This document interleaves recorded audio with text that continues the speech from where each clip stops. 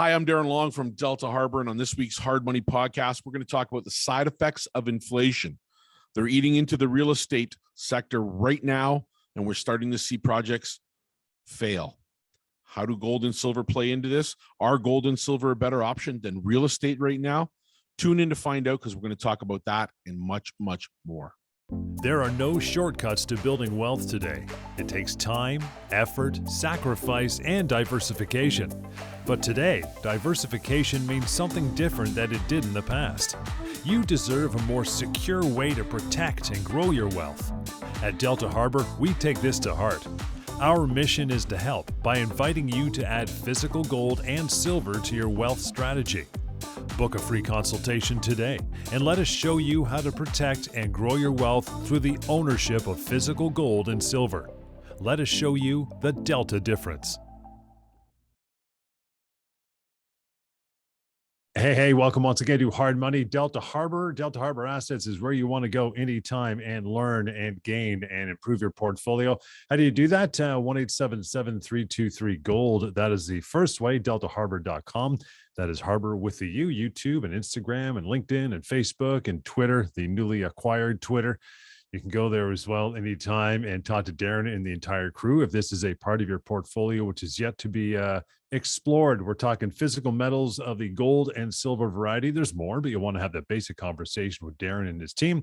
They are standing by anytime to help you out. On this show, we cover a lot of different topics surrounding your money and your financial well-being living in this country. And it is a absolute roller coaster. Every time we do this show, things don't seem to be slowing down anytime soon, Darren.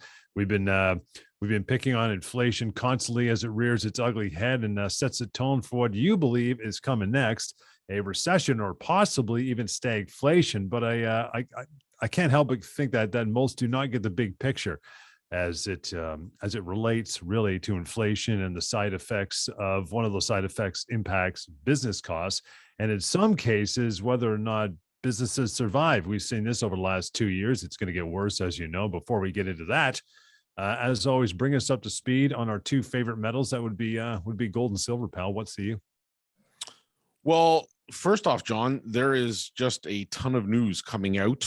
We're happy to be here, of course, as we are every week and bringing this information to everyone. But it's important to pick on one particular side effect this week. And we're going to do that in just a moment. But as it relates to gold and silver, gold, as we do this podcast here on Wednesday, April the 27th, is sitting in and around the 1885 mark and just offering an absolute sweet opportunity for those looking to buy on the dip and to add or start their stack.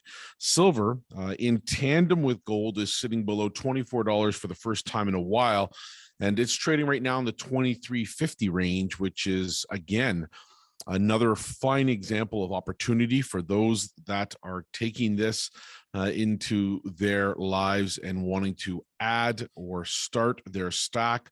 What a great moment. I mean, really nice pricing here in the short term, and really a good opportunity for people to capitalize on another takeoff point, which we believe are coming very, very soon. So both metals, in my opinion, represent great buys this week.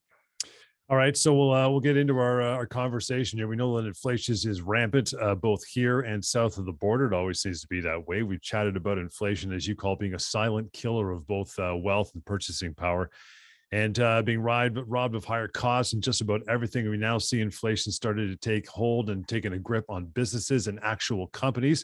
So tell us what's happening in particular to the real estate sector, because everybody, especially in this country and around the GTA, to be more specific, everyone's just, they love real estate. They love talking about it. They're so into it, whether they're buying or not, but it's a huge sector. So what do you say for everybody listening and tuning in?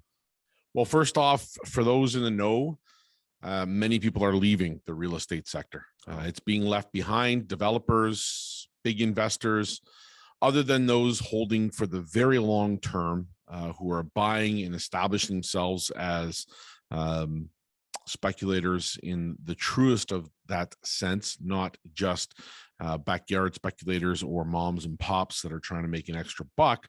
They're leaving. And inflation here in Canada right now sitting at around 6.7, and in the US at 8.5.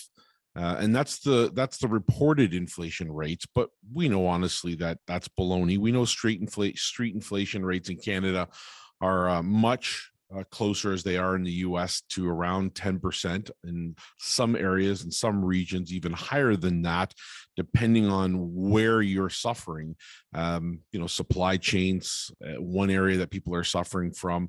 It could be transportation cost, oil costs related to gas and whatnot. It just depends where you are in the country. It could be higher or closer to the reported level, but we know that this is a group of ever increasing costs and that they will continue to go higher. And one of the unintended side effects of inflation is that sometimes it gets cheaper to walk away from things than it does to maintain it, John. And ultimately, this is a situation where when we look at real estate, it's starting to become clearer that a lot of people are going to walk away from it rather than finish projects or even land that speculative property. When rates go up and equity gets pinched in real estate speculator investments, for example, say like they did in 2008 in the subprime crisis in the US, many people, instead of bringing more money to the table to balance their equity, they'll simply walk away from it. They'll just leave the house or the speculative piece of real estate, and it'll go to the bank and it'll be foreclosed on. On the corporate side of things, however, John, it is exactly a similar situation that occurs. And what is exactly happening right now is we're beginning to see real estate developers show signs of cracking under inflationary pressures as they struggle mightily to complete projects right now. So, I mean, in other words, I put down a down payment to secure my speculative ownership. It could be a condo, it could be a townhome for rent, to which I fully expect to be equity rise quickly. And now these insane housing prices, and now what you're saying is that it might not even get built if it's speculative. It's a pre-build, and I lose my money. That would scare the heck out of people, right? Well, it's exactly what's happening, John. I mean, the very early stages of that exact problem are now starting to rear their ugly heads. We know inflation is a problem. We know that the economy is not where they say it is or suggest it is. It's not an organic growth situation. We're not seeing some monumental shift to a period of time in which, because of higher interest rates, we're going to all of a sudden see expansion. So yeah, I am saying that Canadian real estate developers are being crushed by inflation right now, and it's turning nasty. We caught wind of a developer this week who's seeking protection, and I wanted to bring that example here to discuss with people that you have an option outside of real estate. And in particular, this developer is called Hazelton Development Corporation, and they've actually gone to the Ontario government now to seek protection. It's called CCAA protection under the Companies Creditor Arrangement Act.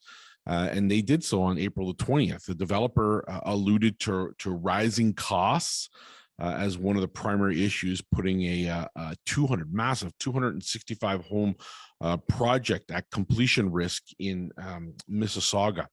So to think that this can't happen, to think that we're not going to be exposed to this is somewhat unbelievable, because the project at the center of this developer's insolvency is, and I quote, the highlight of Mississauga.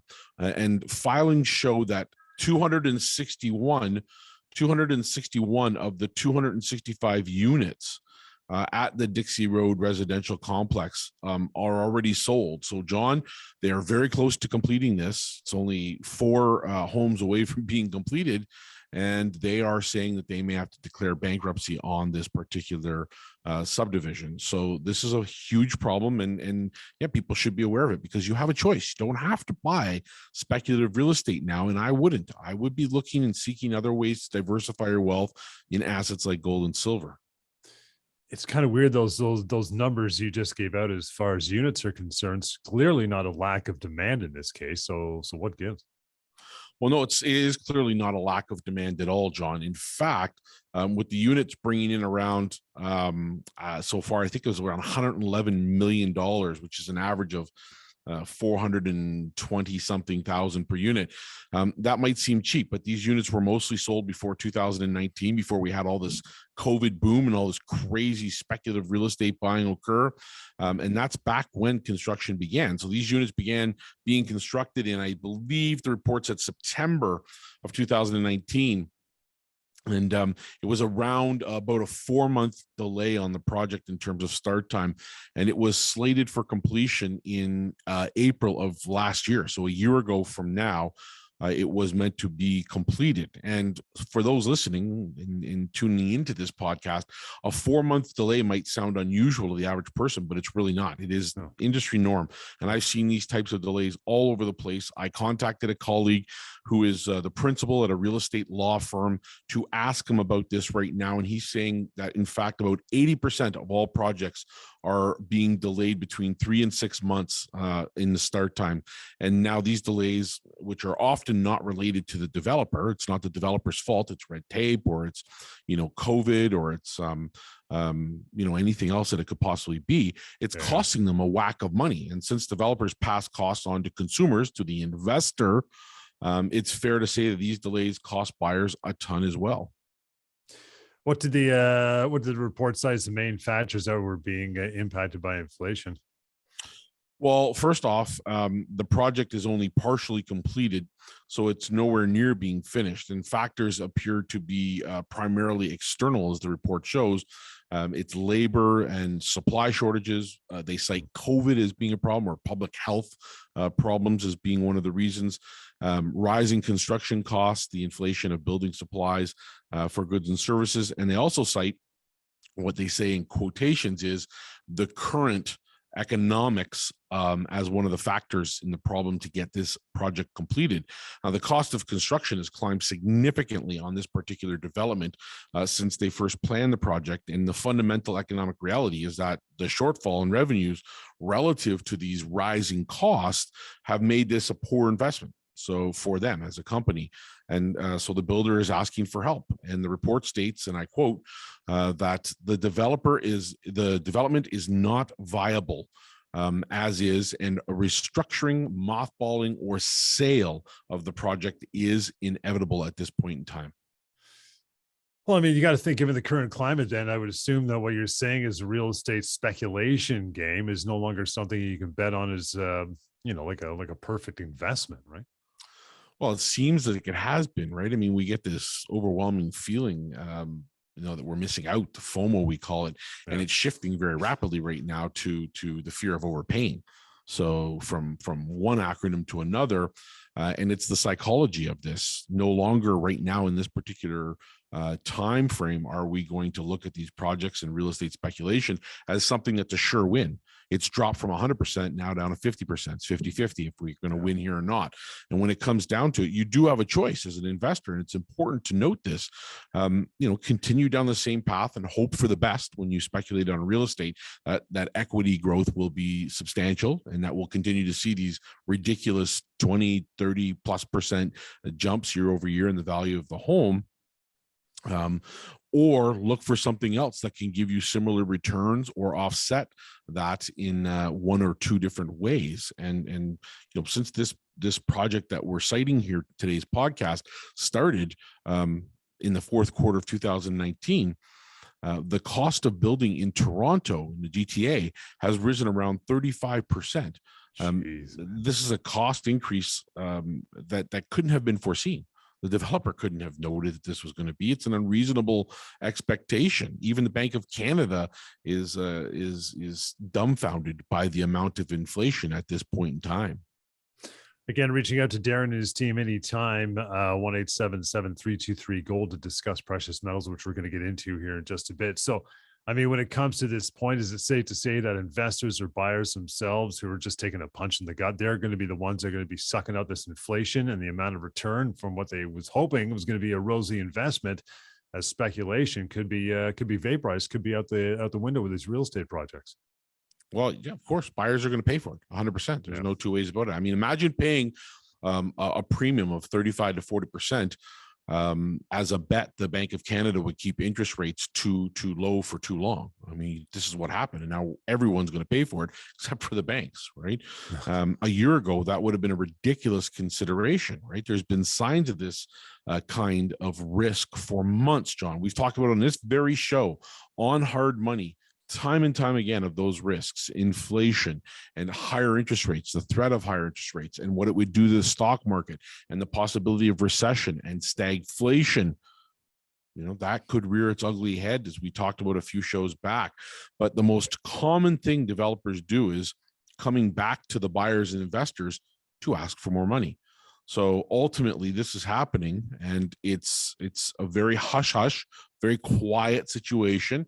We don't discuss this, and ultimately, that asking for money can sometimes be as much as 100,000 more per investor to try and complete these projects, and that cuts right into your speculative return, right? So whatever you're going to get as a rate of return on that, it's going to be offset by the fact that you have to lay out another 100,000.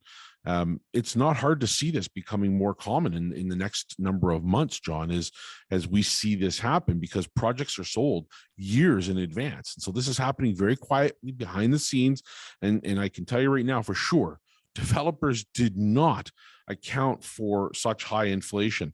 And rightfully so. High inflation is an extremely destabilizing force in economics, and this is its typical impact and one side effect only. There are many, many, many more, but Canada's goal of doubling the pace of home building has invited similar concerns, right? I mean, the builder system is already at the point where construction is inflationary. They can't hammer down the final cost or what you should pay for that, because it's too difficult to assume what the costs for those raw supplies are going to be as they're creating all of these new projects. So trying to double that is going to be a nightmare. You can't even begin to estimate how uncertain speculative investing and being the first there in those long lines to get into a condo project or any of those things is going to impact the average investor. And that's why I say stay away from it. How many people, John, are going to fail trying to do this? And, you have to consider putting your money into other diversified assets like gold and silver, because if you're thinking about investing and making a return on that investment with gold and silver, the best thing is that nobody comes back to you asking for more money. No developer, Delta's not coming back to you in a year from now and saying, hey, you know what? It costs a lot more to make that gold this year. We're going to have to ask you for another 30,000 in order to offset those costs. Once you buy it, it's yours, right? It's in your name. It's an asset like a home, but you own it, right? And the third party liability is zero. There are no lawyers. There's no red tape. Building costs don't shoot through the roof with the ownership of gold and silver. It's your asset, and you make 100% of the final decisions on buying and selling that asset. Asset, which I might add, in gold, which has been averaging since the year 2000 more than 9% return per year, and in silver more than 10% per year. So these are completely liquid assets. You don't have to post them, market them, hope that you can go to the number one real estate agent to get the highest bang for your buck. You already know what you're going to sell it for when you're going to sell it, because it has an open market. There is no guesswork. There's no blind auctions. There's none of that. It's certainty 100%. You buy at 30, you sell at 60, you've made twice as much. It's nice and simple. It's clear cut, and it's a great way to diversify. And we've proven time and time again that gold and silver have managed to perform extremely well during these exact periods of time. If we are to see something like stagflation right now, this could send gold and silver through the roof. Silver could easily hit triple digits, while gold could hit 5,000 plus an ounce easily. Wow. I wouldn't even second guess it at all. Yeah, and I mean, not to mention the higher cost of borrowing as we head further into this, this rabbit hole of higher interest rates alongside inflation we're experiencing, right? Never good. Yeah, I mean, the only real instrument, as we said in last week's show, that central banks or the Bank of Canada have is a blunt one, and that's the cost of money. Either they can increase it or they can decrease the cost.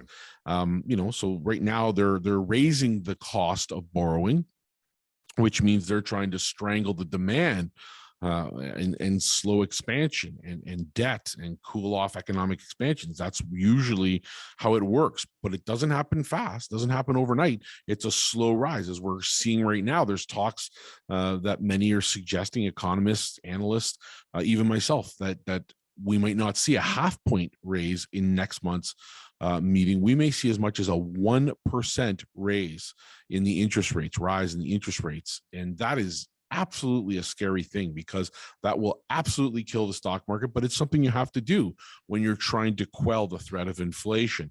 The Bank of Canada has a target inflation rate of around 2%. We're nowhere near it. We're 3 times that plus. And so I expect rates will continue rising through this year, through 23, through 24, and they'll do either one of 2 things. Either the Bank of Canada will win in its approach to try and calm inflation, or it'll create recession. And I believe it's the latter of the 2, which we're going to end up seeing. And there's no way we can get around that right now. So for people speculating, continue to think real estate is where it's at as an investor, think about this. By summer, the prime rate for the big 6 will be probably around 4.5%. For longer term mortgages, around 5%. So this is something you have to take into consideration when you're running out the door to try and speculate and find a deal on real estate. Why not just sit back and look at other assets? Why not put your time and effort into something that in the short term, and silver in particular is an undervalued asset class, could rise from 24 up to 50 and nobody blink an eye. It could go as twice the price right now. Nobody would say anything. They'd be, yeah, that's exactly where it should be. And so that's kind of what I'm looking at. And that's the same as looking at a house and saying at 1 million or 1.5 million, can it go to 3 million? Well, I know silver can go from 24 to 40 to 50 because it's already been there, right? But I've never seen the average price of a house go from already its all-time high to twice that in the next 10 years. Not going to happen. Look back to early 90s. Housing prices can fall, and they do fall, and it can be very rapid. Look to 2008 in the US with subprime. If you buy in the next few months, ensure it's a long-term hold. Don't overreach. That's the key ingredient there. Make sure that you're buying for the long term, or you have cash to pay for it. Don't take a mortgage, right? Inflation is going to be 6.7% at the reported rate, but as I said, we know that it's closer to 10%. And what performs well during times of inflation? Gold and silver. Right? Look back to 2008, post-economic collapse. So everything starts to go the opposite direction. Cheap money comes in. And in that next 36 months, despite the fact that we're trying to reboot the economy, in the next 36 months, the price of gold goes from 650 to 1900 plus, while the price of silver goes from 850 to 49. And this is something we have to remember, John. I referenced the early 90s. At least in the early 90s, if I put a GIC in the bank, I could get 7% on a ladder GIC, right? That can't happen now. If I put a GIC in, I'm losing money. If I put any money in the bank, savings, they're losing money. It will not purchase what it can now next year by inflation, right? The silent killer of wealth. So instead, there are days of risks, not of loss, but there's a chance you outlive your money if you don't invest well.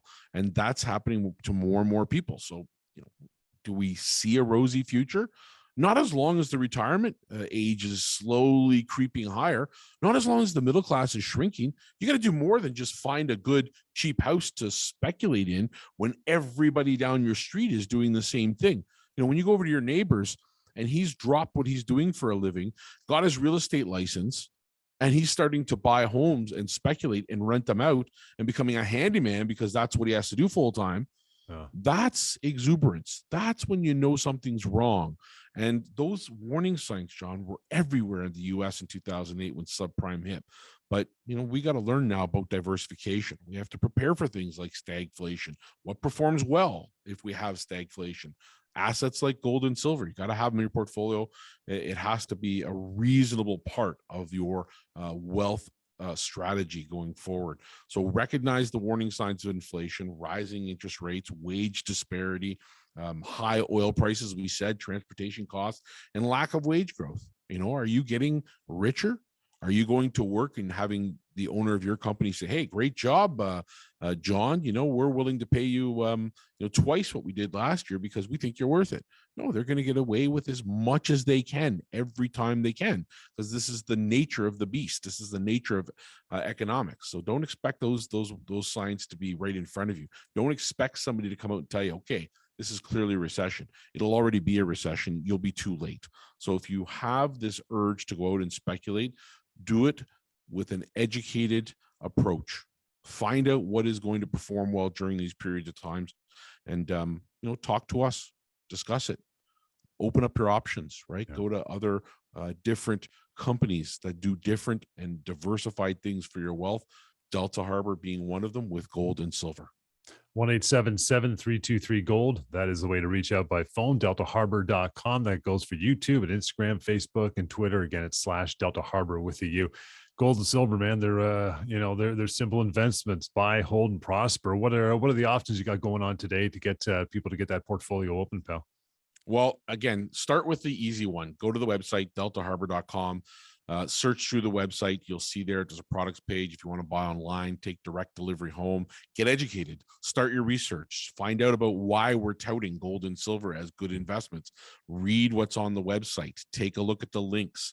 Take a look at the different products and get educated a little bit about those. And then maybe set up a 30-minute appointment just to ask some questions. No pressure. There's no obligation. Our client base has acknowledged for decades plus that there is a calm feeling when you work with the folks at Delta. In particular, my 18 years of experience, this isn't a twist your arm situation. We want people to be educated. And we think that by being educated, you'll come running, not walking, to the idea of gold and silver ownership once you know the story. In addition to that, of course, you can store your product, right? You don't want to be unsafe. You don't want to be uninsured with that product. Going home with that means those two things are potentially going to happen. So you can put it in storage. Our storage option starts at 1% of the total metal value per year, and it drops from there. So the more you put in, the less it costs you to store. And it's not a big cost to begin with, John, but it does assure peace of mind, liquidity, being able to buy and sell by phone, store your product, know it's insured, and go and visit it whenever you want. Set up an appointment, go and actually see your product, hold it in your hand, tangible, segregated from everybody else's. That is a client of ours, including our own product. So it's in your name. And we do give inventory reports, and you can have your serial numbers off your bars if you buy product that does have serial numbers, all those great things. John, if you want to take that a step further, you can use what's called our Delta Vault account, and that gives you exposure to very, very cheap bullion. So instead of saying, hey, Darren, I've decided I want to invest in silver. I want 100-ounce silver bars and paying those premiums. Or Darren, I want coins and paying those premiums for coins. You can just get exposure to physical gold and silver. It is 1-to-1. So every ounce you buy is accounted for. It is audited. So you get those reports. And ultimately, it is collateral. And when you use the Delta Vault account, what you can do is open up a third option, which is to go ahead and use your purchase as collateral for additional product. So maybe you don't want to put all your powder into the market, like a home. Maybe you want to take a mortgage, like a home. Well, do it in the right area. We have that option available for gold and silver buyers. And the last, John, of course, one of the best, registered accounts. You want to put gold and silver into your TFSA, your RSP. We just brought on a new supplier, brand spanking new. So we're filling these accounts up left and right. And it is one of the fastest growing account options for us. And I was there at day one when they started back in 2015. Our partner in this, Quest Trade, is a solid company, and we work very closely with them to put our clients in the right position to have self-directed gold and silver in their TFSAs, RSPs, RESPs, any type of registered account. And if you're with another institution, worry not. You can bring that account over with you and either migrate it in all cash and it'll stay under the umbrella, or bring it over in a portion or some of and put it into an RSP here, TFSA, and have real physical gold and silver. Take care of yourself, your family, and build wealth using this diversified approach, using something that's as old as the dawn of time. Gold and silver are not reinventing the wheel, John. These are simple assets to own. They are liquid assets, and they are physical, tangible hold in your hands. If you ever need to take it home for any reason or have it on you, that option exists, no problem. And those are the ways we can get into the marketplace, John. It all starts with that phone number or our website. Either one is perfectly fine.